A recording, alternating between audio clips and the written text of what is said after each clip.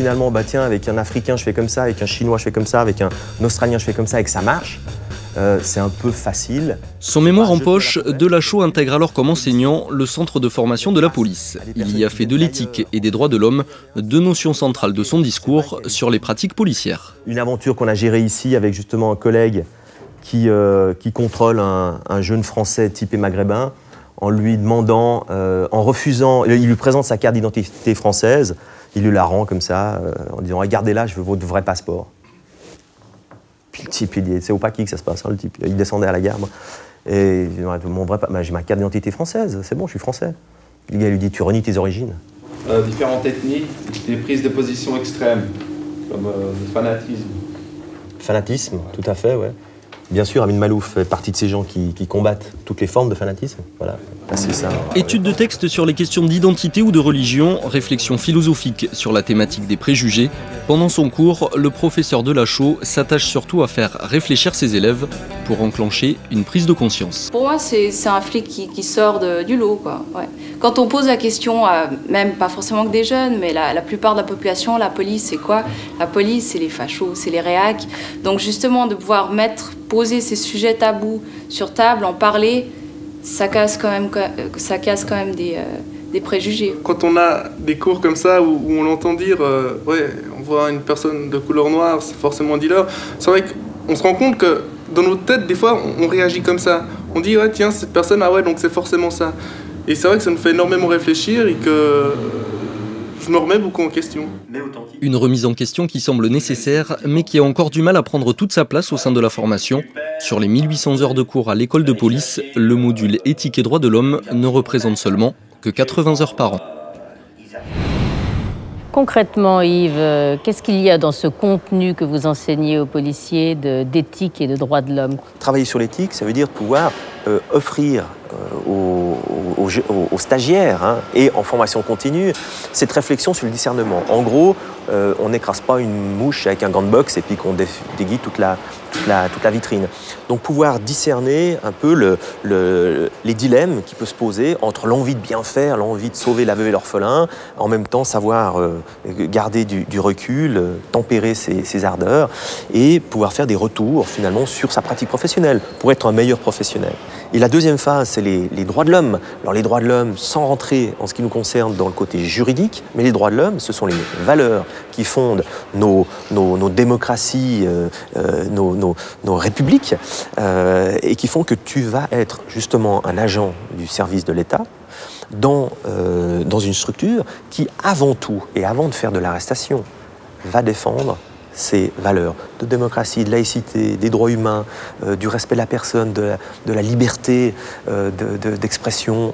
Une chose qui me préoccupe beaucoup quand on parle d'éthique et de droits humains, c'est d'amener par exemple, qu'est-ce qu'un policier peut porter comme regard aujourd'hui sur le monde musulman après les événements du 11 septembre et de ce qui a suivi jusqu'à aujourd'hui. Il est clair que le policier peut-être qui n'est pas encadré ou qui ne sait plus tout à fait ou qui a perdu le sens de sa mission va peut-être voir dans l'arabe de son quartier un danger potentiel. Il faut dépasser cette analyse, il faut recadrer le sens de nos missions. Au fond, c'est de faire comprendre aux policiers que le monde est très complexe et les mettre, je dirais, de façon très concrète en face des complexités de ce monde, de façon à ce que ça ne soit ni l'ennemi ni l'inconnu et qu'il n'y ait pas ces réflexes de peur dont vous parliez tout à l'heure. Voilà, effectivement, complexité me plaît beaucoup. Il y a des affrontements différents avec un monde en transformation, une Europe là au milieu qui cherche une identité. Et puis moi, je suis le simple flic là dans cette Europe-là aussi, donc en tant qu'homme, avec les mêmes représentations, les mêmes peurs et préjugés que je peux porter sur ce monde qui m'entoure.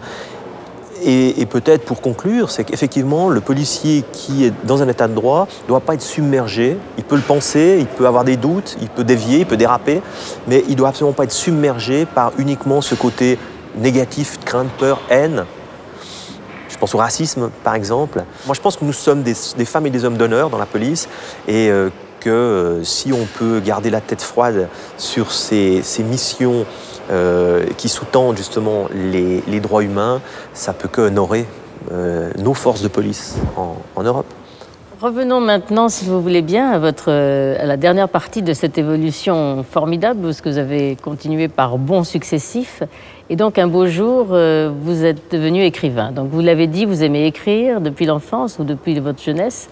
Et comment est-ce que tout à coup, vous êtes devenu écrivain de façon plus officielle?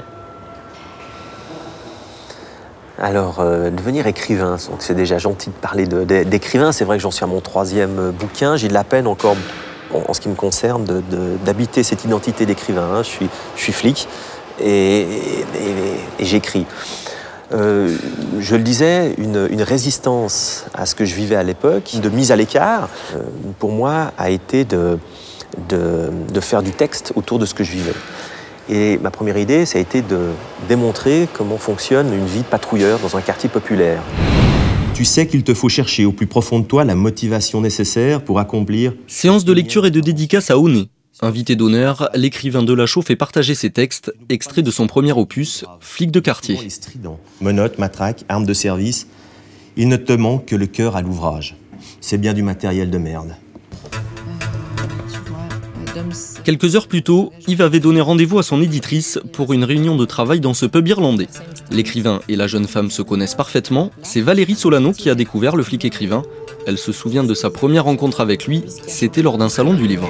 Ça arrive, un jour débarque vraiment sur le stand Yves, que je connaissais pas. Il arrive, il avait un sac à dos comme ça, puis il me dit écoutez, je crée un début de roman policier, est-ce que vous publiez ça? Et puis je sais pas d'habitude, et on en a tellement de gens qui viennent comme ça, d'habitude on dit bon bah écoutez, pas chez nous, pas maintenant, ou Dieu sait. Et puis je ne sais pas pourquoi, il y avait quelque chose dans sa manière d'approcher comme ça qui était. Je lui dis bon, peut-être vous me laissez votre texte. Il me dit oh, c'est que les 2 premiers chapitres.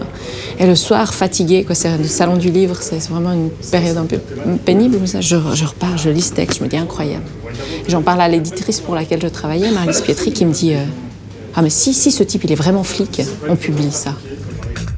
Flic de quartier, flic à Bangkok et plus récemment présumé non coupable, 5 ans plus tard, Delachaux a déjà publié 3 ouvrages. Toujours plus de finesse dans le style, le flic a su gagner au fil du temps ses galons d'écrivain, reconnu par ses pairs les plus prestigieux. D'abord, c'est un très bon raconteur. Et je dois dire que dans la littérature française, ça se bouscule pas, les bons raconteurs. Je crois qu'ils ne voient jamais la réalité. Et ils voient toujours des choses dans la réalité qui correspondent aux histoires qu'ils se racontent. Et comme ils regardent très joliment le genre humain, ça donne de bons livres. Pour moi, c'est avant tout un écrivain.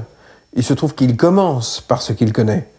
Mais ça m'étonnerait fort que dans les années à venir, il se cantonne à l'univers policier. Je dois dire que j'en serais même surpris. Pour quelle raison? Parce qu'il a faim. Tant que je ne le vois pas brouter tout le temps la même herbe. C'est tout. Alors là, je ne m'adresse plus à Yves, je m'adresse à Patrick, l'écrivain. À Patrick, oui, en effet, c'est juste qu'on me connaît sous Yves, qui est mon premier prénom. Donc je dirais que le policier, le père de famille, c'est Yves. Alors que Patrick, c'est le romancier, c'est un peu schizophrénique, ça je l'entends bien. Mais quand il a fallu décider si je prenais un pseudonyme pour écrire ou pas, j'avais pas envie, mon nom me plaisait bien. Oui. Par contre, mon prénom me dérangeait. Je ne m'identifiais pas en tant qu'écrivain, en tant qu'Yves. Donc c'est mon épouse qui m'a rappelé que j'avais un 2e prénom, Patrick. Et puis voilà, et ça me va très bien, je trouve. J'habite tout à fait le personnage. C'est pour ça que je me permets de parler de schizophrénie.